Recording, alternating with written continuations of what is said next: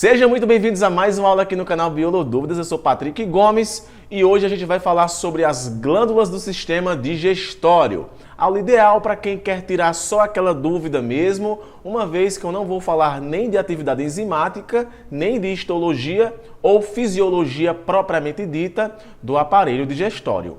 A aula ela é específica para apresentar a glândula e o que ela produz. E nosso foco aqui é te ajudar e para tu também ajudar a gente, já vai deixando o teu like, porque o like ajuda muito canais de educação a crescer. Então depois da vinheta, vem comigo aí com glândulas do sistema digestório.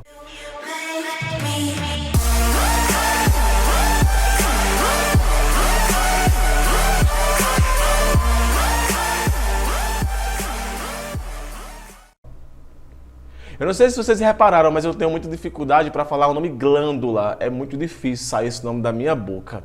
Mas o fato é, glândulas que literalmente você deve saber são formadas a partir de tecido epitelial. Nós temos glândulas endócrinas e glândulas exócrinas, e isso consiste justamente do produto que aquela glândula está produzindo. E nessa imagem aqui eu coloquei só para te lembrar esses dois principais tipos de glândula, a glândula endócrina e a exócrina. Eu estou dizendo isso porque algumas glândulas do aparelho digestório são endócrinas, outras são exócrinas. As glândulas endócrinas são glândulas que não têm ductos, como você pode ver aqui na imagem. Deixa eu colocar aqui o ponteiro.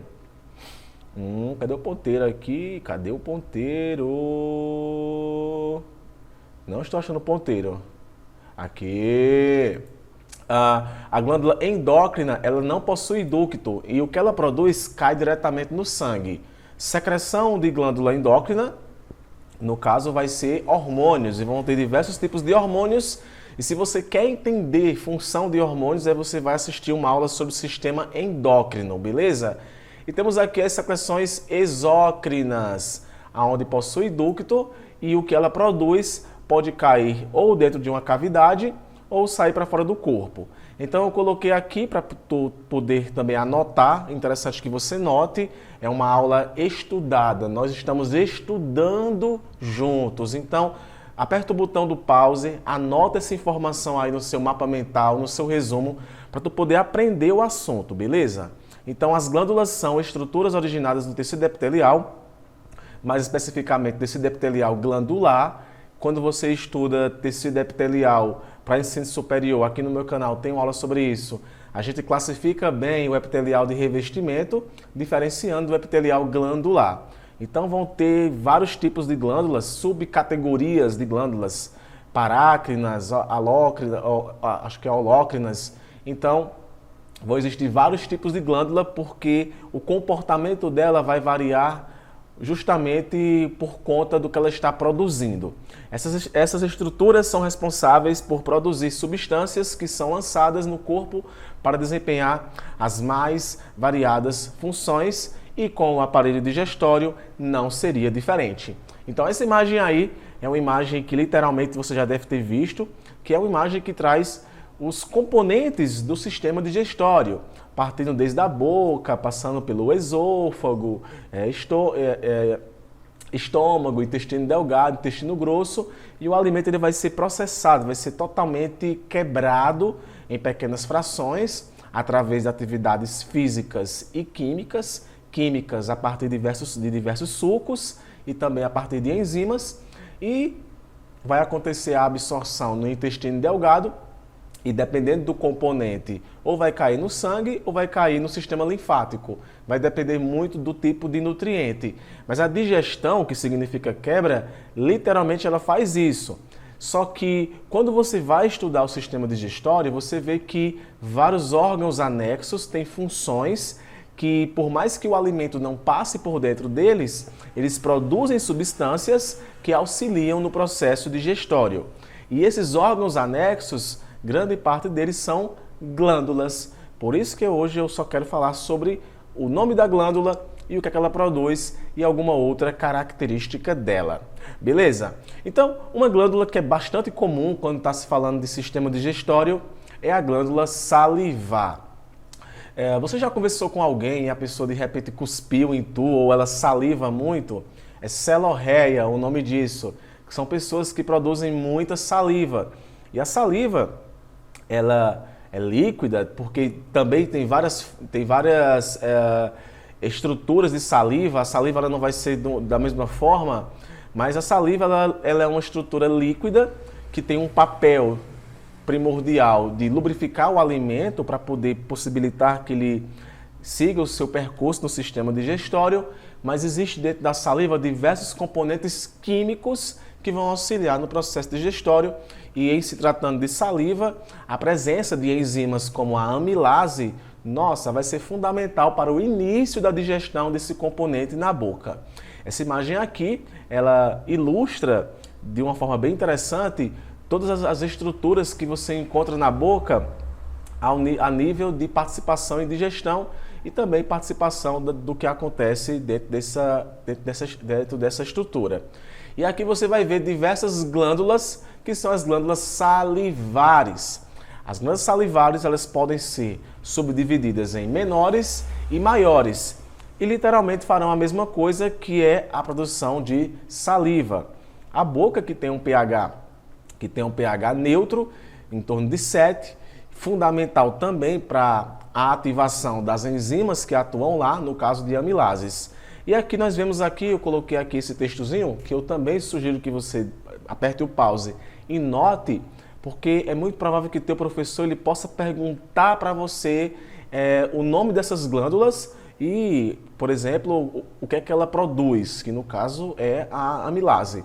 Então, as glândulas salivares menores constituem de pequenos corpúsculos ou nódulos disseminados na parede da boca, como as glândulas labiais, palatinas, linguais e molares. Muitas vezes a gente só fica preso às glândulas maiores, que vai ser que eu vou colocar no próximo slide.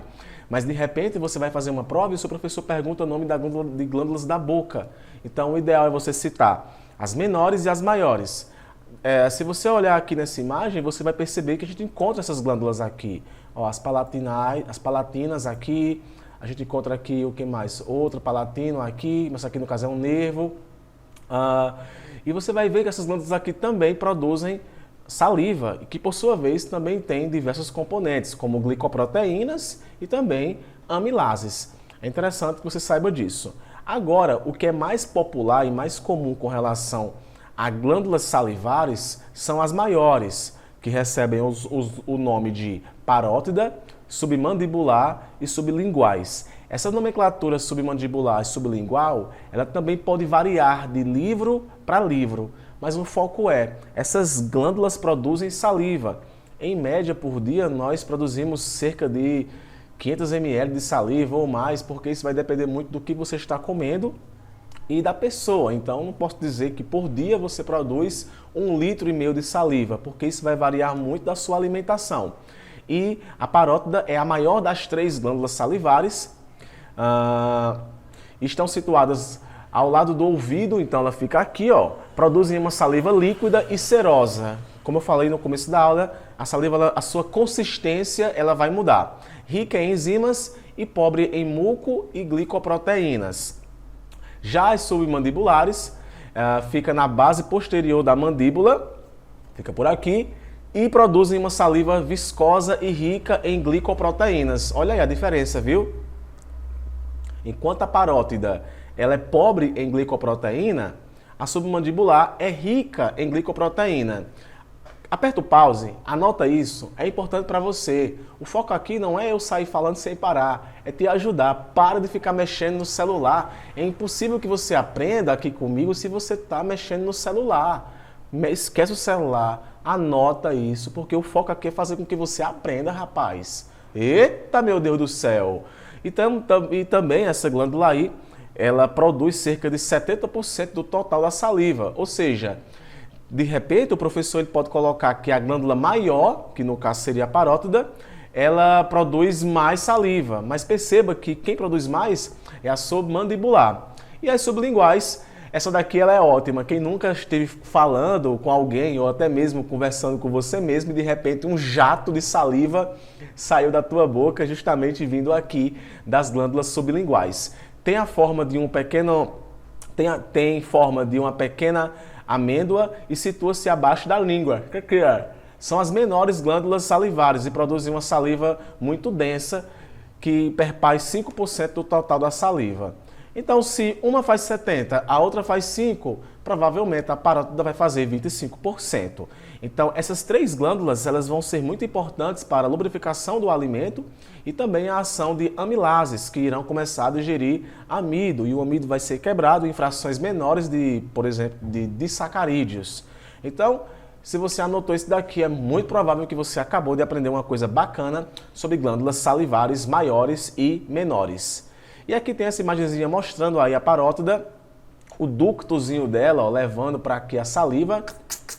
Temos aqui a sublingual e a submandibular. Alguns nomes eu tenho dificuldade para falar, então para considerar, deixa o teu like aí, porque ó, mandibular, submandibular, não sai, velho. Olha, ser gago é a pior coisa que tem, meu Deus do céu. E aqui eu coloquei aqui, falando agora de estômago, eu coloquei aqui essa imagem, ela não é brasileira, mas ela traz e ilustra muito bem o que eu quero mostrar para vocês. E nessa outra imagem direita aqui, uma imagem mais histológica, onde mostra a parede interna do estômago.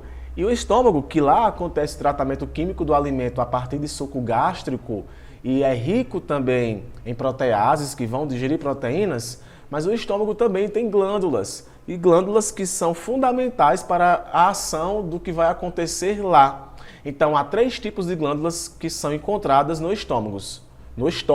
Estômagos, Patrick, nem tem estômagos. Estômago. Tem as cardíacas, as gástricas e as pilóricas. Essas 3 glândulas, é interessante que esses 3 nomes aí, eu peguei desse livro aqui de ensino superior, onde tinha esse Atlas da Anatomia Humana, só que quando a gente vai estudar no ensino médio, por exemplo, a gente não vê esses 3 nomezinhos, não. Então, para ficar de um jeito ainda mais fácil, as gástricas, elas produzem literalmente o suco gástrico, a pilórica e a cárdia, elas fazem basicamente a mesma coisa, elas produzem muco, só que são situadas em lugares diferentes no seu estômago. O seu estômago, ele é um órgão oco, em torno de 12 centímetros, e essas glândulas elas ficam distribuídas na parede interna do teu estômago. Então, para facilitar para você, eu coloquei de uma forma aqui mais fácil. Como, por exemplo, no estômago você vai encontrar glândula mucosa, que vai produzir o muco. Esse muco, ele serve para proteger a parede interna contra a ação do suco gástrico. Também vai ter essas células G, que produzem a gastrina. Gastrina, que é um hormônio que é importantíssimo para a ativação da produção de suco gástrico. Então, para acontecer a produção de suco gástrico pelas células parietais, primeiro tem que acontecer a ação da gastrina. Interessante é que a gastrina ela começa a ser produzida a partir da entrada do alimento no seu estômago. Então, existe uma ativação que faz com que a gastrina comece a ser produzida e a partir daí ocorra a produção do suco do ácido clorídrico, que no caso vai compor o suco gástrico. Agora eu estou lembrando de uma outra coisa que é a enterogastrona, que também é uma proteína produzida pelo duodeno que inibe a ação da gastrina. Porque em se tratando de estômago, as atividades enzimáticas são bem interessantes. Como o foco aqui não é falar sobre elas, é só esclarecer a glândula e o que ela produz, mas se você comentar aqui embaixo, Patrick, grava uma aula sobre só ação enzimática na digestão, eu faço questão de gravar para você. Tem as glândulas parietais, que vai produzir o ácido clorídrico. Diga-se de passagem que esse ácido clorídrico ele não é produzido constantemente, é só pela ação da gastrina. E tem as glândulas que eu também chamo de principais, os imogênicas, que produzem o pepsinogênio. Perceba que eu não coloquei pepsina, e sim pepsinogênio, uma vez que a própria acidez, porque o pH é muito baixo do estômago devido à ação do ácido clorídrico, que fica lá em torno de 3 e 2, e isso vai ser importante para a ativação dessa enzima pepsinogênio, que se torna pepsina. Aí eu estou voltando para a questão da atividade enzimática.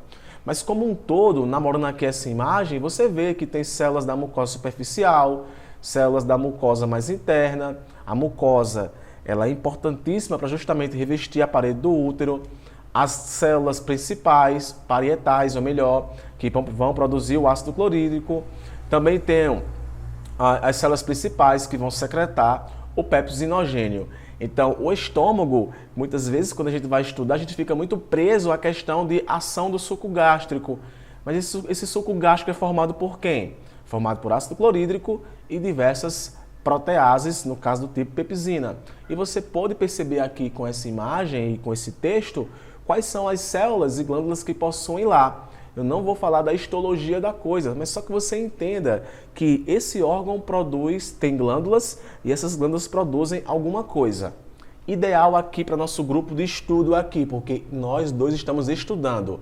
Aperta um pause e anota isso, porque de repente tu pode ser questionado em uma prova perguntando o nome de glândulas glândulas internas do órgão estômago. Então o ideal é que você tenha essa anotação aí em mãos. Beleza? Gente, tu quer uma aula melhor do que essa? Uma aula ao qual a gente está estudando junto? Mano, pelo amor de Deus. E temos aqui o fígado, que, nossa, é um órgão que tem bilhões de funções. E se tratando de digestão, a função dele é produzir o suco biliar, que através de ducto vai até a vesícula biliar, que é a próxima glândula que eu vou falar, e armazena esse suco. O suco que tem uma consistência bem pastosa e que esse suco também vai atuar na digestão, mas não a tratamento à base de enzimas. Ele vai digerir gordura. Então é como se ele fosse um detergente que vai aumentar a atividade das enzimas que lá se encontram no intestino delgado. Então está aqui o fígado. Não vou falar da anatomia dele, mas só ele como glândula. Ele tem uma face diafragmática, que é antero-superior, é convexa e lisa, relacionando-se com a cúpula diafragmática. Então, fica mais próximo do diafragma. E a face visceral, que é o póstero inferior, é irregular, côncava pela presença de impressões viscerais. Eu resolvi colocar essa informação aqui, mas a critério de curiosidade.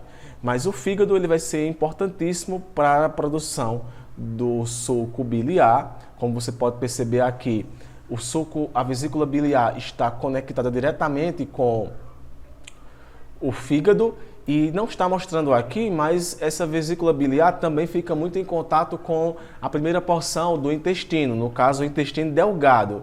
Eu vou estar mostrando daqui a pouco uma imagem. Então, esse suco biliar, ele é feito, diga-se também de passagem, que para poder o fígado produzir o suco biliar e também a própria vesícula biliar secretar a bile, também vão existir participação de hormônios como a colecistoquinina e a secretina, que também vão estar contribuindo para que isso aconteça, que são hormônios lá também do duodeno. Então o ideal é que você saiba que o que é que produz, né? Produz o suco biliar, mas para poder acontecer essa produção, várias enzimas vão estar ativando e desativando funções metabólicas, ok? Em se tratando de função de fígado, você vê que ele basicamente faz tudo. Metabolismo de carboidratos, metabolismo de lipídios, de proteínas. Isso porque processos de gliconeogênese acontecem em fígado, processos também de ciclo de ureia. Então o fígado ele é muito importante para diversas funções relacionadas à homeostase do nosso corpo. Processamento de fármacos e hormônios, excreção bilirrubinas. Excreção de bilirrubina, não sai. Excreção de sais biliares, armazenagem, no caso uma vez que ele tem o glicogênio, armazenamento de carboidrato, fagocitose e ativação de vitamina D. Sim, vitamina D, que é pré-sintetizada na pele. E aqui temos a vesícula biliar, que tem seus ductos direito e esquerdo, que estão vindo justamente do fígado, que transportam o suco biliar, que é armazenado aí. Essa vesícula aqui ela é pequena, tem em torno de 8 a 12 centímetros e armazena uma quantidade específica de suco biliar, que atua justamente no tratamento de gorduras, emulsificando, né, melando e fazendo com que as enzimas que se encontram lá no nosso intestino acabem atuando de uma maneira mais eficaz. E você percebe aqui que essa vesícula biliar está intimamente relacionada com o duodeno. Olha só que bacana. Até mesmo em cadáveres você consegue Isso eu já vi em livros, né, dizendo que em cadáveres você consegue ver no intestino porções esverdeado-amarelas, que justamente são porções que vêm de vesícula biliar. E a vesícula biliar, ela vai... Tem pessoas que têm remoção de vesícula biliar. Conheço pessoas que não têm vesícula biliar e logo, por não ter vesícula biliar, a digestão de gordura vai ser um pouco mais dificultada. Então a vesícula biliar vai produzir a vesícula biliar vai armazenar o suco biliar. O suco biliar quem faz é o fígado. E essa glândula vai ser fundamental para armazenar o suco biliar. Beleza? E temos o pâncreas, que também é uma glândula mista, uma vez que tem função endócrina e exócrina. Em termos de função endócrina, essa glândula aqui, ela produz o glucagon e a insulina, que está ligando ao metabolismo de glicose. Posso também gravar uma aula sobre pâncreas, bem bacana, fisiologia e anatomia do pâncreas. Tá aí, vou gravar uma aula sobre isso. E o pâncreas tem várias funções, como eu falei agora há pouco, função endócrina e exócrina, mas em se tratando de função exócrina, ao que compete digestão, é no pâncreas que acontece a produção do suco pancreático, um suco rico em proteases, lipases, nucleases que irão atuar lá no duodeno. Então eu coloquei aqui, dissolver proteínas em amilase pancreática, dissolver proteínas, tripsina, quimiotripsina, carboxipeptidase e elastase, dissolver triglicerídeos nos adultos, lipase pancreática, dissolver ácido nucleico, riboloses e desoxirribonuclease.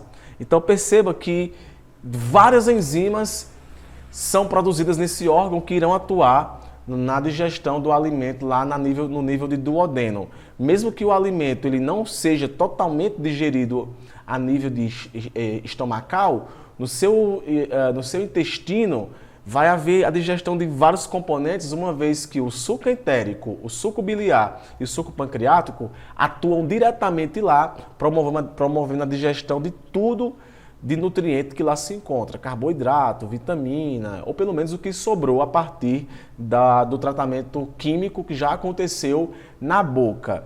Lembrando também, pessoal, que as enzimas que se encontram aí, como por exemplo tripsina e quimiotripsina, elas estão aqui já na forma ativada, mas na verdade ocorre a ativação dessas enzimas. Tripsinogênio, quimiotripsinogênio, tripsina e quimiotripsina, mas antes disso elas estavam inativadas. O ideal para a próxima aula que eu vou gravar vai ser sobre só ação de enzimas também, para tu poder compreender como acontece a ativação delas. Mas a nível de órgão, o pâncreas é fundamental para a produção do suco pancreático, que vai ser rica nessas enzimas. Beleza? Bom, era isso que eu queria conversar com vocês hoje, esclarecer um pouco acerca da função dessas glândulas e o que elas produzem. Não falei da anatomia e creio que cumpri com o objetivo da aula, que era falar da glândula e o que ela produz. Likes, comentários e compartilhamentos são fundamentais para o canal Biolodúvidas continuar crescendo aqui nessa plataforma. Um forte abraço e a gente se vê no próximo vídeo. Valeu!